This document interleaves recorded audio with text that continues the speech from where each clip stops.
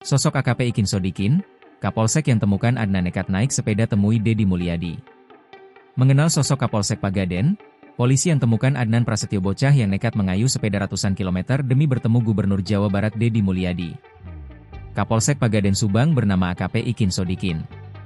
Diketahui, Adnan nekat bersepeda dari Brebes, Jawa Tengah, menuju ke kediaman Gubernur Jawa Barat, Deddy Mulyadi.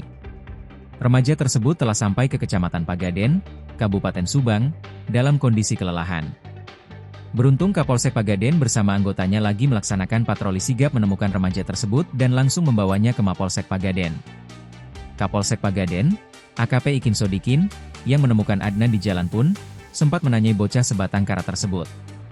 Selain karena mengidolakan Deddy Mulyadi, Adnan juga mengharap dapat bantuan. Saya ngefans berat sama Pak KDM. Saya juga pengen ketemu. Saya juga pengen dibantu soalnya di Brebes udah nggak punya siapa-siapa. Orang tuanya sudah meninggal, ungkap Adnan. Jawab Adnan sembari mengangguk. Kapolsek Pagaden, AKP Ikin Sodikin, mengatakan, kondisi remaja tersebut dalam keadaan sehat namun kelelahan. Mendengar ceritanya, kata Ikin, nasib Adnan sungguh sangat menyedihkan.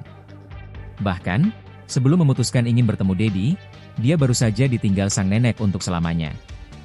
Nenek yang merawat Adnan baru meninggal dunia Idul Adha kemarin. Kini tinggal dengan paman dan bibinya. Kendati begitu, ia nekat menemui Deddy Mulyadi ke Jawa Barat dengan menaiki sepeda. Download Tribun X sekarang, menghadirkan lokal menjadi Indonesia.